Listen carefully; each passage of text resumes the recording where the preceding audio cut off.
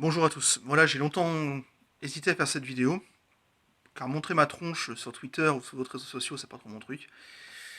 Je me suis dit, je suis un citoyen comme les autres, je vais voter le mois prochain, et oui, le mois prochain, et surtout un jeune père de famille. Et je me dis qu'il est important de s'engager, surtout quand on veut léguer un monde à peu près correct à son enfant, surtout, enfin correct. J'ai décidé de faire cette vidéo parce qu'en fait, ça me fait peur, tout simplement.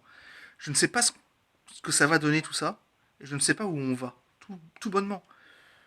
Quand on voit qu'une chaîne télévisée ne va faire un débat, la plus grande chaîne européenne, hein, on parle bien de TF1, ne va faire un débat qu'avec 5 candidats, à valider ce débat par le CSA et le Conseil d'État, que 5 candidats, alors que constitutionnellement, normalement, chaque candidat doit avoir le même temps de débat et chaque Français a le droit de choisir enfin, également entre chaque candidat, là on se trouve avec un flou total. Certains candidats vont pouvoir plus s'exprimer et débattre sur certains sujets. Pourquoi?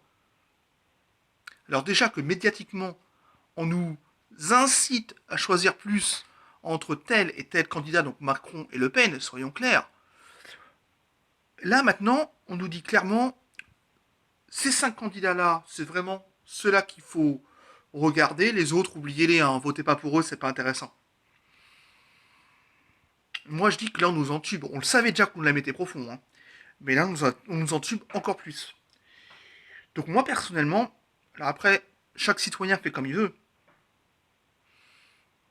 mais je vais faire un vote qui va essayer de les entuber aussi. C'est-à-dire que je vais forcément voter pour un candidat qui va être contre ce système-là. Forcément. En sachant que bien sûr, le vote blanc ne fonctionne pas. Le vote blanc, c'est de la connerie.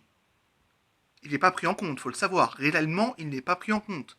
Il n'est pas pris en compte dans les